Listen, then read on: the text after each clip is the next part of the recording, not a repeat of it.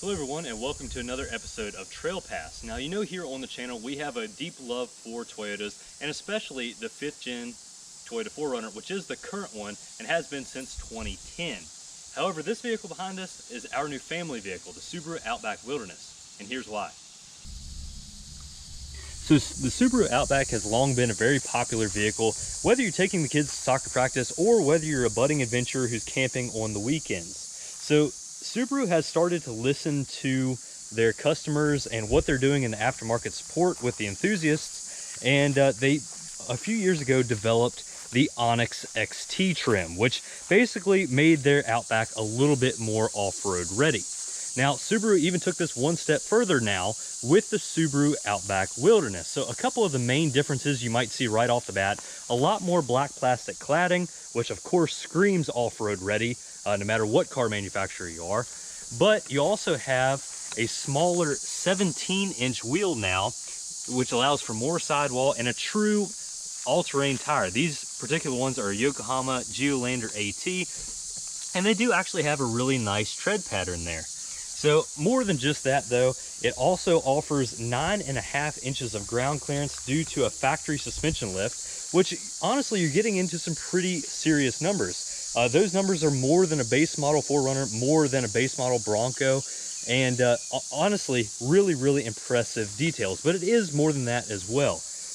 You also have some bronze goldish accents there, and you see those all around the vehicle actually. They're on the bumpers and also up here, and those kind of designate that there is a tie down for the vehicle in some way there. So up here designates the little loops there that you could tie something down to your roof rack, and in the bumpers you can actually pop those little plates off and screw in your recovery hook, which is a really neat idea there.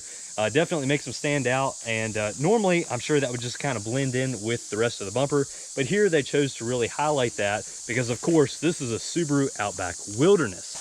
You also have a large skid plate underneath the vehicle, and also the Subaru has gone and changed up their transmission and gearing a little bit as well. So it still uses a CVT transmission, but they're saying that it has more strength now. It's been beefed up a little bit. It also has lower gearing, so it definitely accelerates a little bit harder and is better for those low traction and low speed maneuvers. And this vehicle also has X mode, which is Subaru's off-road traction control system, and now it's 3 modes here in the Subaru Outback Wilderness. We'll show you that all here in a few minutes. But overall, this, upon first glance, might just look a little bit like an appearance package. You know, it does have all that black plastic cladding.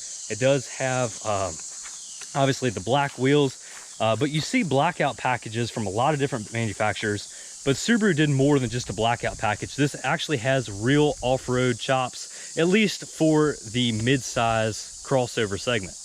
So this being a Subaru product, it does have a Boxer 4-cylinder engine.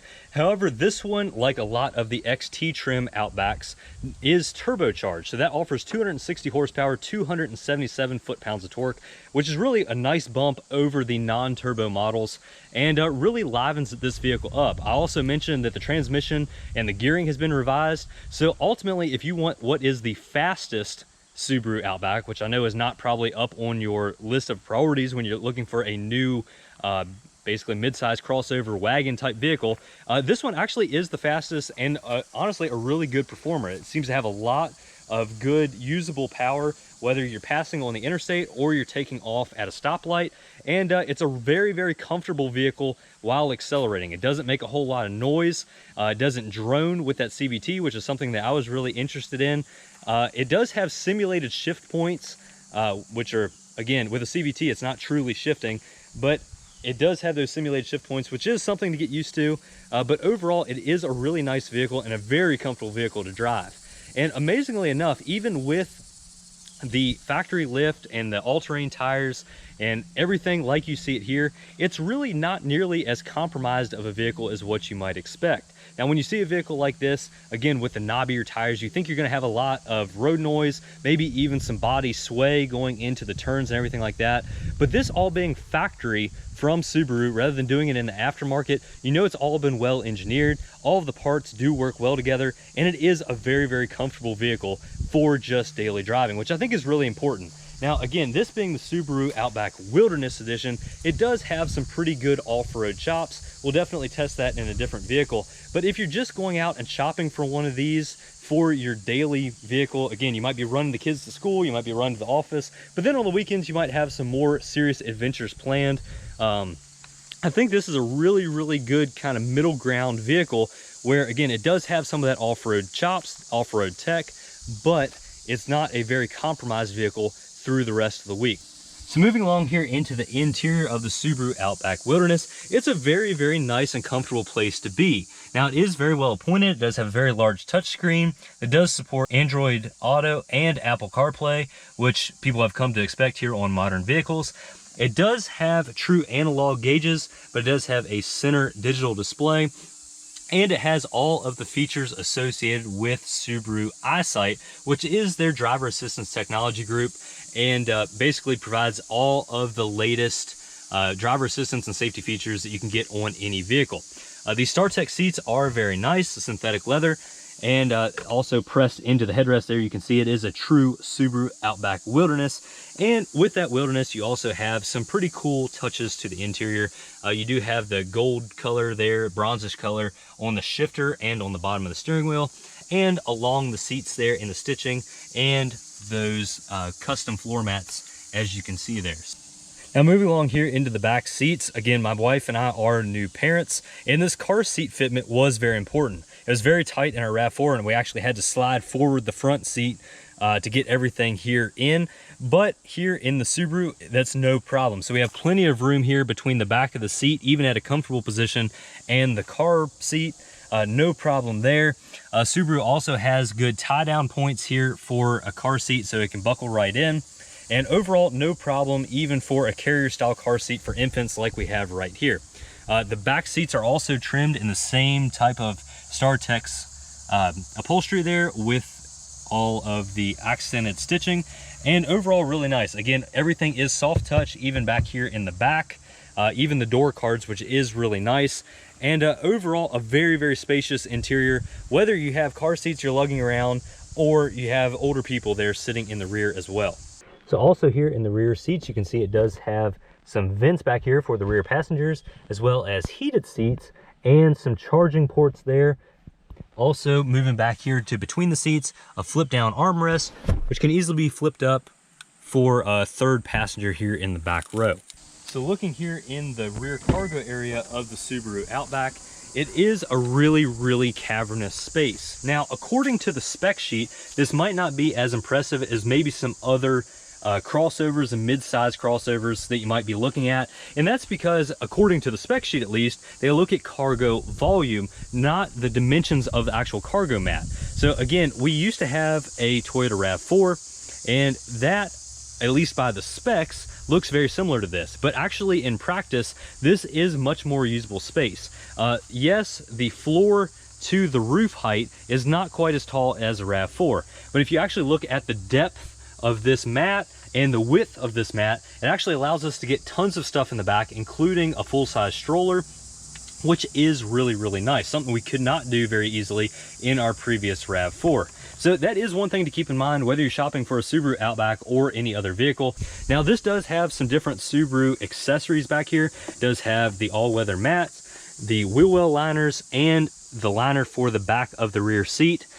Which is all really, really nice, something we'll definitely use here with the vehicle.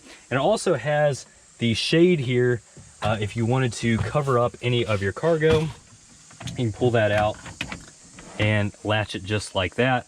A little bit of privacy there, which is very, very nice here in the back of the Subaru Outback. Now, one other thing that is really nice is this vehicle actually comes with a full-size spare that matches the rest of those wheels and tires. Now, we showed you those in the past, but you can lift up this floor and all of your toolkit is right here, and that full-size tire. So again, that is a Yokohama Geolandar AT, just like you have the 4 touching the dirt right now, which is really nice. So it, again, that adds to what I was saying before. This is more than just a blackout package or a faux off-road package.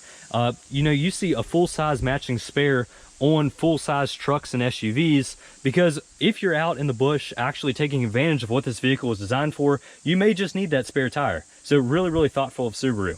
But overall back here, it does have several other features, all kinds of different tie downs and hooks, which is very nice. Also has these latches, which you can pull, and it drops the middle row of seats, which is really nice. And overall, just a very, very spacious, very utilitarian place to be. And overall, definitely fits all of our needs.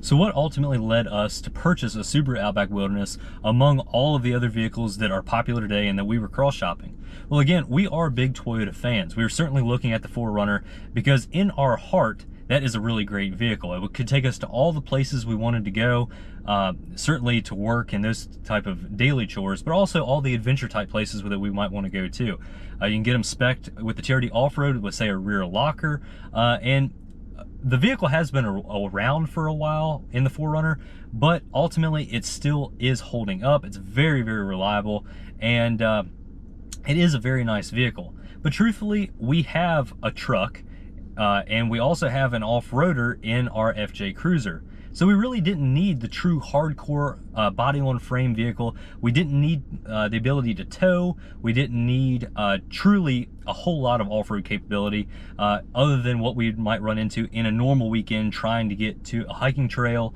or to go kayaking or, you know, camping or just our normal daily life. We really didn't need all that. However, we do like that look, and I'm sure a lot of you all do too. There's a ton of people that are driving around, at least our area, with brand new Jeep Rubicons and brand new 4Runner TRD Pros and Bronco, all kinds of different trim levels, including the Sasquatch. And those people may never see dirt, but they really, really like that look.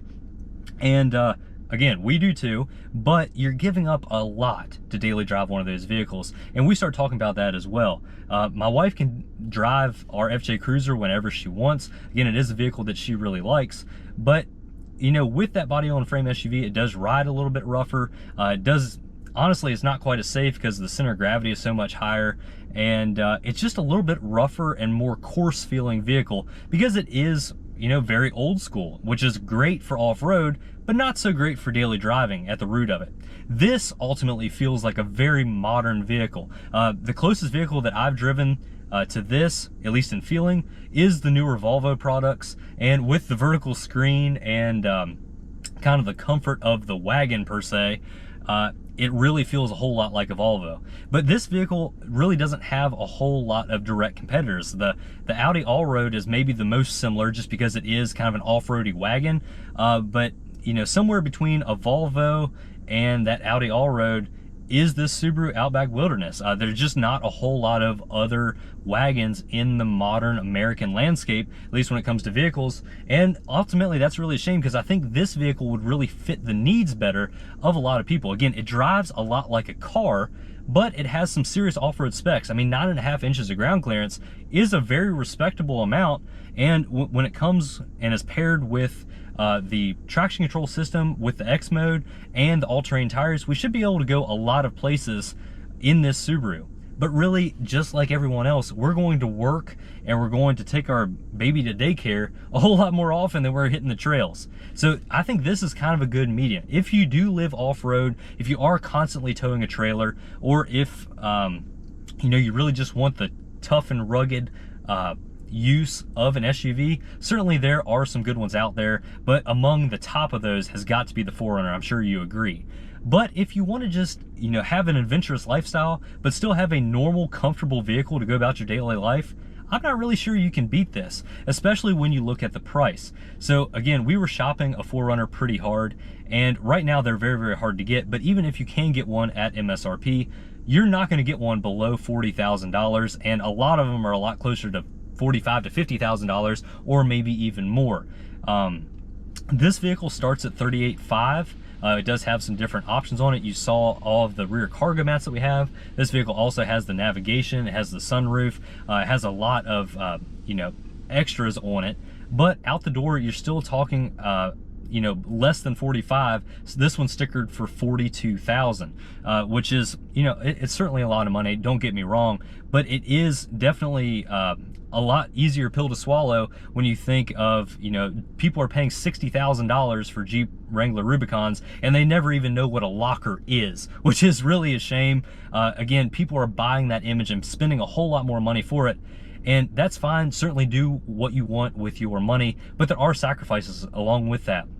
You're certainly giving up fuel economy, you're certainly giving up comfort and safety. And for me and my wife, that's not something we were willing to give up. And that's ultimately what led us to this Subaru Outback Wilderness. So everyone, let us know what you think of the Subaru Outback Wilderness, and did we make the right choice for a family car? Ultimately, this was something that was not even on our radar until we happened to see it at one of the dealer lots, and it really caught my wife's attention. And of course, I had to rush home, do all of the research, and see if this would be a vehicle that would fit all of our needs. And so far, it has far surpassed even our expectations for it. It's an absolutely fantastic vehicle, and I would highly recommend it. Again, this is not a hardcore off-roader. It's not going to tow your 30-foot camper. It's not going to tackle Moab. However, for our weekend adventures and for daily driving, this is a much, much more comfortable vehicle than a lot of the vehicles that we were previously cross-shopping. And again, we're not really giving anything up. We're getting decent fuel economy. It still has decent capability, and it's a very comfortable and safe vehicle for our family, which is ultimately the most important thing. So let us know what you think of the Subaru Outback Wilderness down in the comments section. And we really appreciate you watching. And if you have any ideas for future videos, definitely leave that down there as well. Thank you all very much for watching. Have a fantastic week, everybody. We'll catch you next time.